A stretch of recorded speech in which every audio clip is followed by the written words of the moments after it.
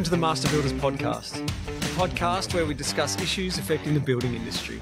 It's the podcast by Master Builders for Master Builders. I'm your host, Max Rafferty, and I'm joined today by my co-host, Mr. Robert Shaw. Hi, Robert. Hey, Max. Good to be here.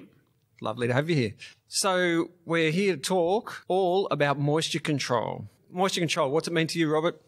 Moisture control, that's a big one. So moisture, when I think of moisture in today and what we deal with in the building industry, first thing that comes down to is energy efficiency, which has caused a whole heap of knock-on issues with moisture from inside a home. So we talk about moisture and water ingress. Now we're talking about actually moisture coming from the inside trying to get out, which leads to, I guess, air tightness of a home. So by trying to be energy efficient, in reducing power and things like that to warm and cool a home, we've created this space that is now airtight. And from my understanding of talking to builders and consumers around Australia, is this problem we're encountering in every state and territory. It makes me wonder because I think as energy efficiency moves away from a regulated space of minimum standards, which I guess is what we're used to having regulated in the building industry, and we start to move into better practice standards, especially around energy efficiency, there's a lot of knock-on effects that I think as an industry we've probably missed. And I can give you an example of one. I was talking to someone yesterday who started to ask me about dehumidifiers. Do I know anything about dehumidifiers? I've been told I need to buy one for my apartment. And I was thinking, why? Why do you need to do this? And she said to me, well, what we're finding is that on the inside of our aluminium framed windows, they're getting condensation. And I think it's, the unit itself's probably 10 years old. Yep. So one thing I do find, Max, is people, first thing they think of when they have an issue inside a home, the builder's done something wrong. So that can happen fairly quickly. So it's just a matter of how they're living in the home that's causing the issue. All the ones I've been out and had a look at is generally how they're living in the home, which is creating mould, is creating water running down the inside. As I said, if we look back at what's happened over the last 10, 12, 15, 20 years, our houses used to have hopper windows. They used to leak like a sieve, so you had plenty of air coming in there. Your front and back doors weren't that airtight. You had air coming in and out of there. Now we don't. Our windows are fairly, if you've got them shut, they are airtight. If you've got your front door shut, you've got aluminium doors, you've got seals, they're all pretty airtight. Your spaces are a lot smaller. It's great for heating and cooling a home, but as far as trapping moisture and air circulation, and some of these properties now have dryers and washers internally, it does become a problem with ventilation. So, and a lot of people use exhaust fans. Some people don't use them when they should, and then when you finish with an exhaust fan finished in the bathroom, leave them on for 15 minutes to clear all that moisture out, which people don't do either. So there's some things you can do, but it's difficult to educate people on what needs to happen. Do you think we've been caught off guard as much as everyone else on this? I think it's a change totally. We've gone down the right path as far as energy efficiency goes, but what we haven't really, understood is the knock-on effects to what's happening, and by that it's catching a lot of builders out when it's not really, it's our problem by default, where the regulation really hasn't dealt with the knock-on effect, which ends up back with the builder and the consumer. Well, today's topic might be one that affects many builders around Australia and homeowners. To help guide us through the ins and outs of moisture control, we're joined by Jesse Clarke from Pro Clima. Now, Jesse's a bit of a guru when it comes to managing moisture in houses. Jesse's a building scientist and an engineer and works in a technical lead role for Pro Clima, servicing Australia and New Zealand, and is keen to help builders solve moisture control issues.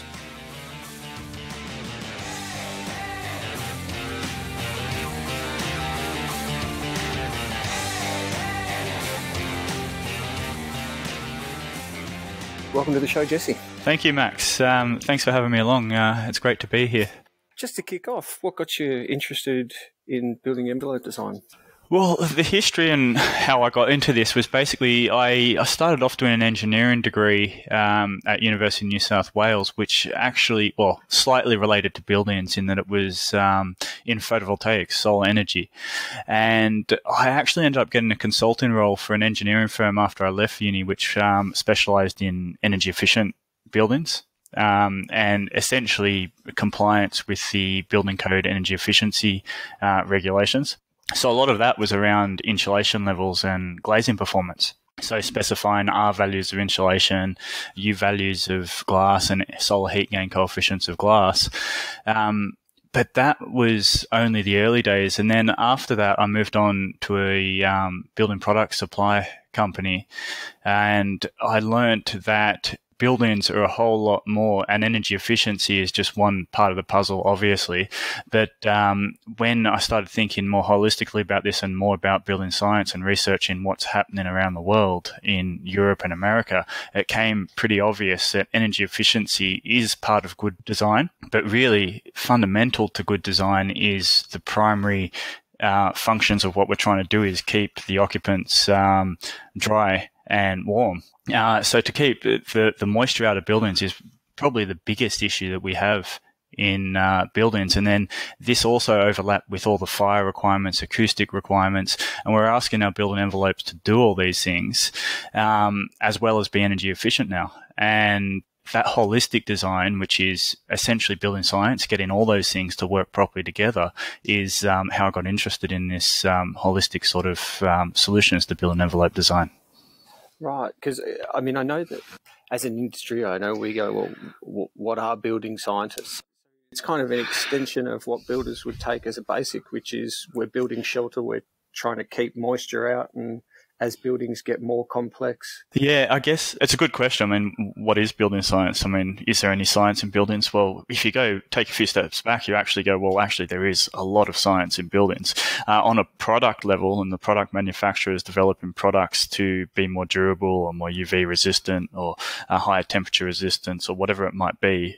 But as opposed to building science on a systems development level, where you're talking about how do I build a wall system to do all those things I want it to do, all the things that the building code wants me to do, and all those different segments with fire, acoustics, energy efficiency, health and amenity, all those things. And it all comes together. How do you actually put those materials together to make it all work? And yeah, as I said, fundamental to that is the moisture control, as in liquid water ingress, which is one of the first things that a building has to do, which is a no-brainer. But historically, we've relied a lot on trial and error. So we end up with systems like brick veneer, which is not a bad system, but it's a history of use and basically trial and error that we know this thing works. It drains the water out and generally it's okay. It's when you start changing dynamics of everything and we start putting more requirements on top with energy efficiency and whatever else we're trying to achieve in building better buildings for future generations, then the dynamics of the whole system start to change. So when we're talking about moisture control in this context, are we talking about moisture control in relation to like the weather? Well, that's a very good question, because I see that word moisture and you go, well, okay, what does moisture actually mean? And you're like, well, okay, it's what? Liquid water? It's water vapor held within air. So it's essentially water in its gaseous form. So you've got humidity.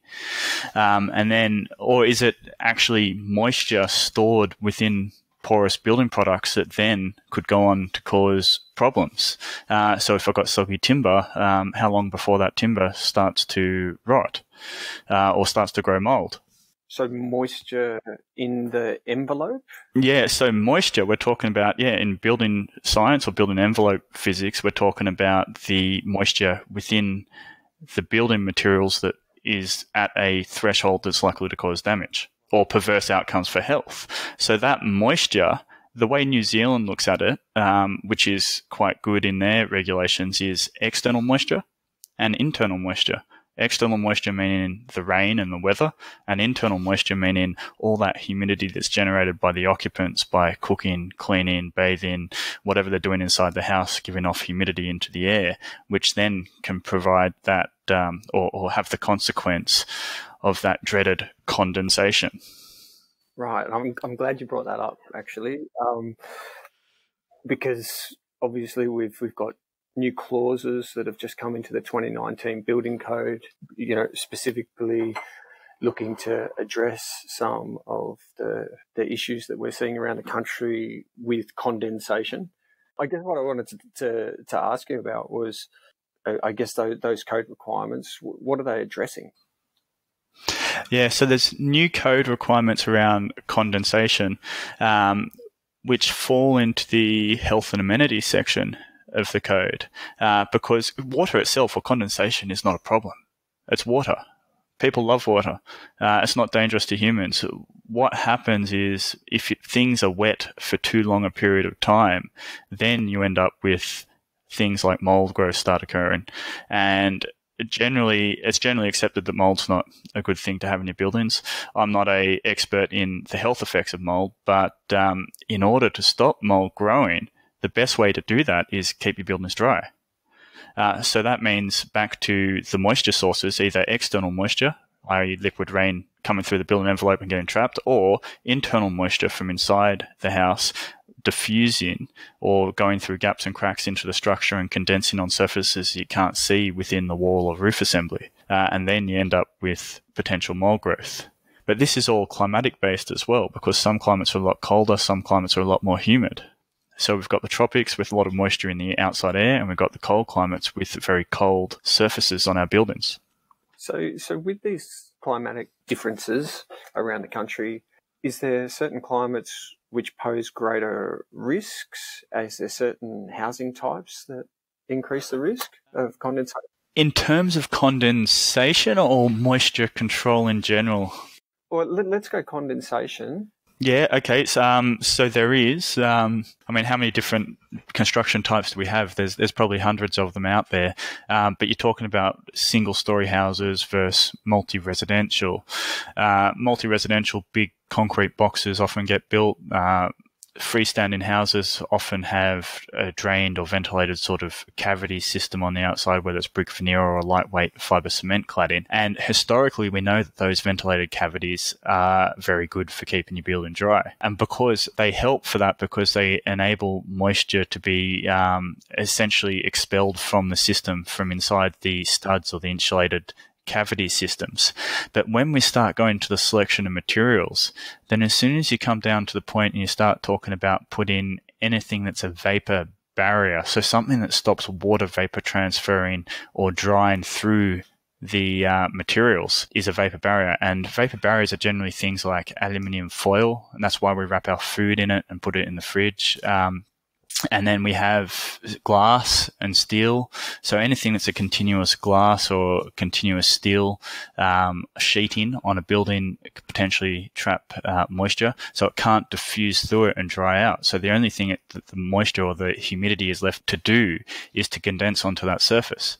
Because I've noticed the majority of buildings are, I guess, wrapped or sarked. Are some of these products risky? So historically, we've wrapped our buildings, but probably wrapped them with very minimal amounts of fibrous insulation in the stud base or in the construction cavities. So as you start wrapping something with a vapor barrier, a piece of foil on the outside of a highly insulated structure, then that foil gets colder. If you get a cold piece of foil, then you get exactly the same effect that happens to your cold beer in the pub on a Friday arvo. You get condensation forming all over it. So this can be happening inside your wall cavities in the cooler parts. And as you mentioned, southeast of Australia, Victoria, the higher altitude regions of the Great Dividing Range, Canberra, and we've also got places like the Adelaide Hills, which I've had a few inquiries from there as well. So these cooler regions are showing up first as the canary in the coal mine. Because as we insulate more, we're going to create these colder surfaces. Yeah, I've spent some time in Tasmania recently, and one of the things that's being strongly communicated by especially the residential sector down there is the issues that have been thrown out by people trying to make buildings highly energy efficient, but also then finding issues with condensation. So Tassie, being one of the coldest places in Australia, is going to be the first place that's going to show up the problems, because essentially, that exact, you don't have to insulate it as much for those problems start to emerge, because you're getting that colder external cladding, colder membranes on the outside. So if you've got a foil in there, it's going to start condensing a lot earlier than other parts of Australia. So is there something about, now I know that you just mentioned about the temperature in Tasmania, but is there something else, is there something about the Tasmanian climate which, apart from temperature, which makes it so, I guess, susceptible to condensation risk? The exterior climate, so what's happening outside in terms of wind, sun, rain, all that stuff, I mean, it's generally a lot colder in temperature and less sunshine as well in the winter months. So in the winter months, you're not getting that drying effect. Sun on buildings actually drives a lot of ventilation, exterior drained and ventilated cavities as well. So you get a lot of air movement happening in those cavities when you get sun on the walls or the roof. So if you've got no sun, you don't get as much air movement, not as much drying capacity. But if you've got an aluminium foil within that construction system, then you're basically living within a sealed plastic bag, if you like, and none of that water vapor can escape or diffuse through those materials to the outside world. So we essentially just end up with water right in the structural frame of a building. Yeah, on the inside of the sarking, it basically ends up accumulating in the timber structure. And we're trapping it there through our construction method, essentially. You're trapping it there through the selection of materials. Construction methods can remain relatively similar, but the selection of materials might need to change. On a wall system, on a roof system, yes, the construction method might have to change altogether in that climate zone. And that's likely the outcome, that we do have to change the way we build because the insulation has changed the dynamics of our buildings. So is it a building style, or do we just need to be more mindful of what we're building with? We've got to be more mindful of what we're building with, but the purpose and function of all those different layers in the construction systems. Because the only way, if you have a steel sheet roofing on your building, the only way to get water vapor from the underside of that roof to the outside is to somehow ventilate under that steel roof. But by saying that, I'm not saying ventilate the whole roof cavity, because what you need to do is have controlled ventilation in the right places. So if you have a sarking layer that is vapor permeable and you have ventilation between the sarking layer and the sheet roof iron, you can create generally an airflow path up under that steel roof to drive off moisture. But it's not always going to be driving off moisture. Sometimes it's going to be condensing. So the coldest parts of the night, when everyone's asleep, it'll be condensing, and then during the day when it slightly warms up, you might get some sun on there and drive the drying effect. Right, so understanding your material and also understanding airflow would be crucial to making sure that these weren't issues. Yes, and you've got to be careful with all this, because airflow is often just seen as a silver bullet. Just pump more air into something and she'll be right, which is not necessarily the truth, because it's where you want to put that air, or where you want to have high airflow and where you want to restrict airflow, because air itself can have a lot of moisture in it, humidity, in the form of humidity. So high humidity air, which can be generated inside buildings, if that diffuses into or goes through gaps and cracks in the structure, then it can actually feed that condensation problem. So humidity coming, for example, from a living space, going up through some vented downlights into a roof space, is carrying a lot of moisture that can then feed condensation on the bottom of a steel roof sheet. The question is, how do you drain that condensate off the steel roof sheet so that it doesn't form or doesn't lead to damage? So are we best trying to minimize air permeating from the inside of a building? We want to control how that air movement moves through the building envelope. Is that the answer we're coming to? I think you're essentially spot on. Because when you take a step back and go, well, why did we add insulation in buildings? What were we trying to do, or what are we trying to do? We're trying to control heat flow. So if we're trying to control heat flow and we don't control the air and water with that heat flow, then the water starts doing weird stuff. And that weird stuff is condensing on cold surfaces. So we're now talking about controlling temperature through insulation, controlling airflow through appropriately implemented air barriers, and controlling water vapor through choosing materials that can either allow or prevent moisture from flowing in certain directions in certain times of the year. So over the last 15, 20 years, we've really started to look at how we can better insulate buildings, not only for comfort, but also for saving on energy bills and things like that. So now we're really looking at, I guess we're really looking to hone in on how to build this way better. Exactly. Yeah.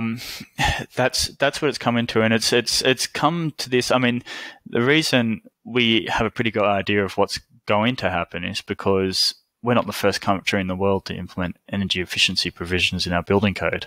We're actually far behind other parts of the world, including Europe and America. So they actually already had these problems. And the physics is the same behind how air and moisture work together, and how much moisture air can hold is the same no matter where you are in the world.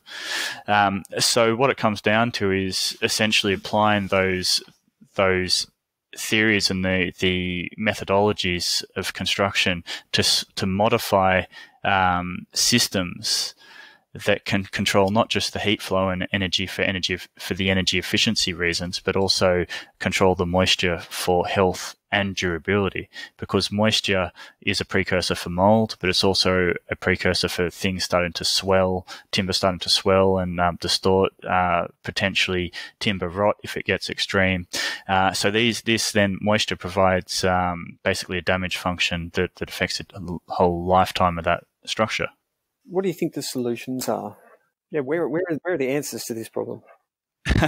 So the solutions lie in, first of all, accepting that things might have to be tweaked and change a bit in terms of the way our construction methods, and not just try and do the same thing and expect a different result.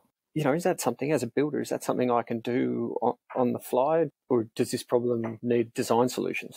I would say that this problem needs design solutions, but anyone in any solution can break the chain. So if the designer doesn't design it right, you've probably got a problem. But a builder with high resistance to change could essentially undo a design that was implemented for a particular reason to manage these sort of issues. We've all heard, I've been doing it for 20 years this way, you know. So there's a bit of movement required from industry in what they might understand, and yes, what they need to do to I guess solve our piece of the puzzle. Yeah, exactly. And I think that it's always a good question to ask why in any case about anything, and understand things and what's happening and why people have done things a certain way. And I guess there's that big overarching question, why do we need to change? And fundamentally, there needs to be some changes to manage this moisture issue.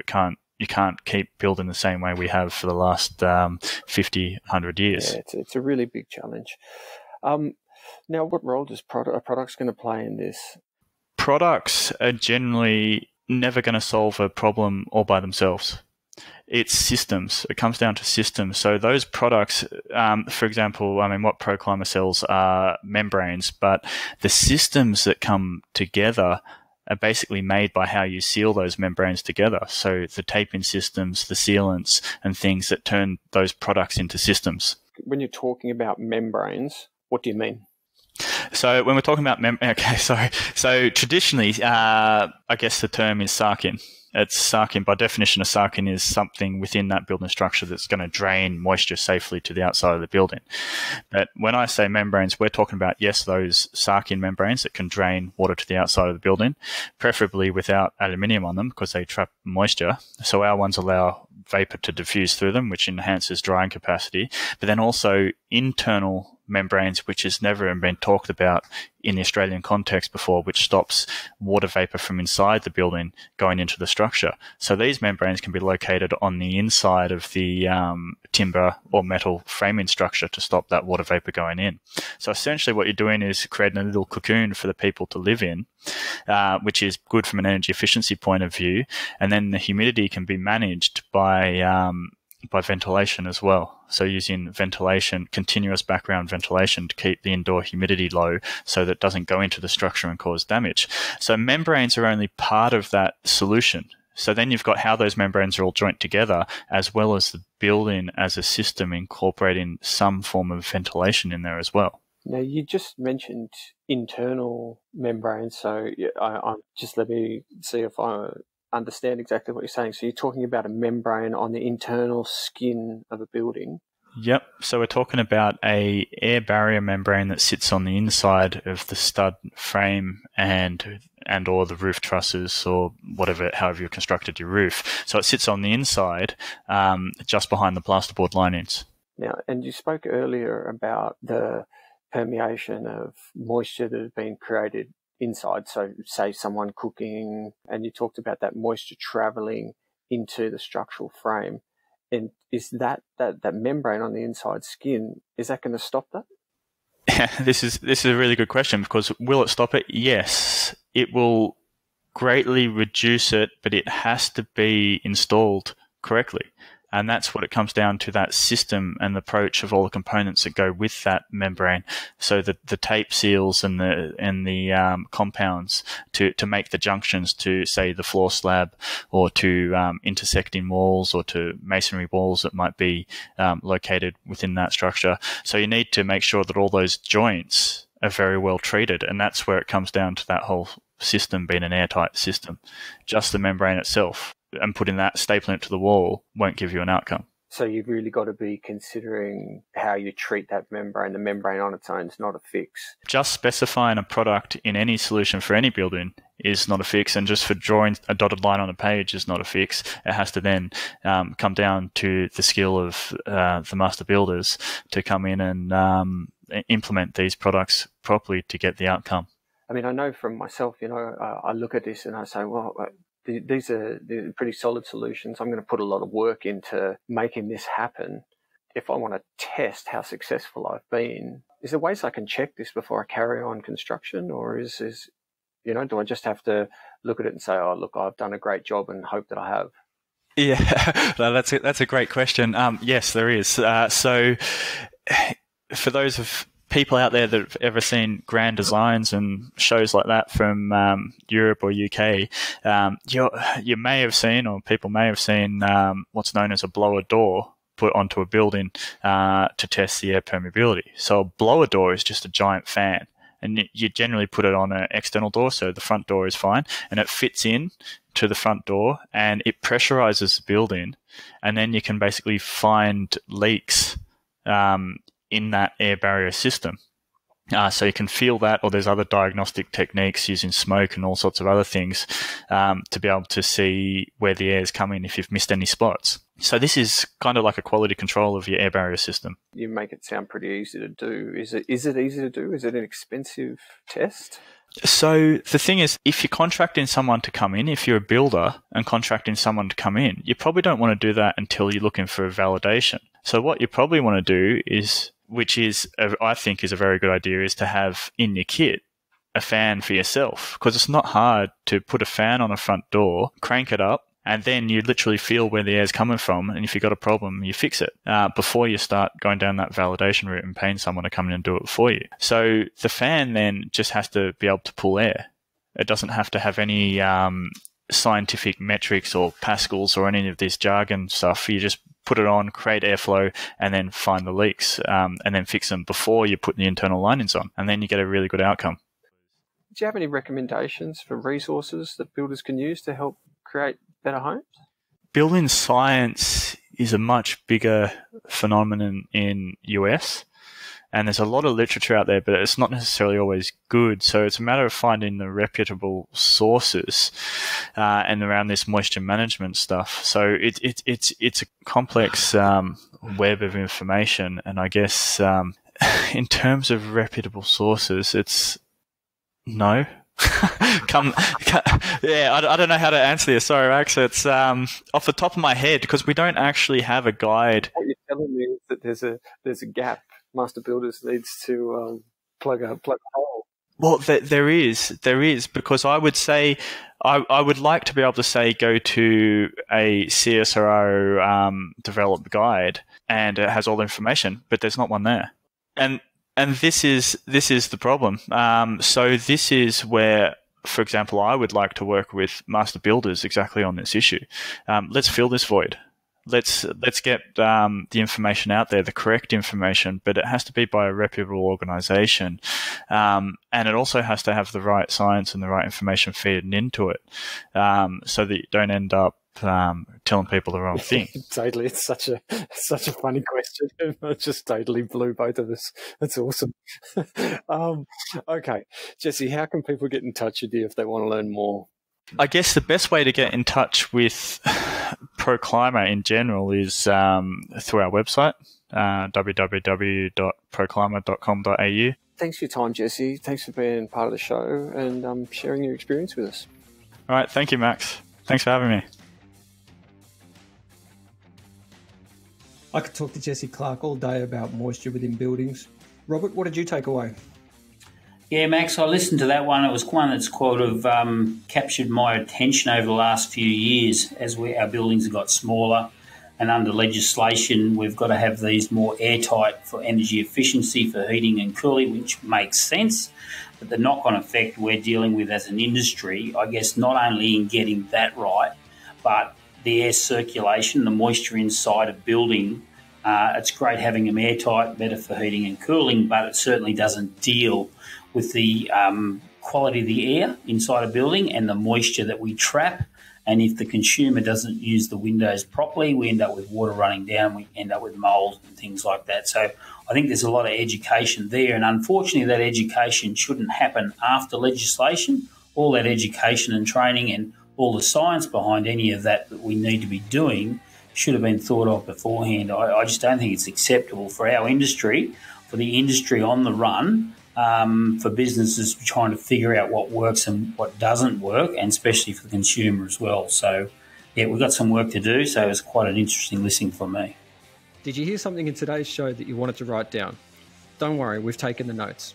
You can access the show notes at masterbuilders.com.au/podcast. Also, please take the time to subscribe and leave a rating. And don't forget to tell your friends, workmates about the podcast, or even bring it up at your next Toolbox talk. I'm Max Rafferty. Until next time, stay safe.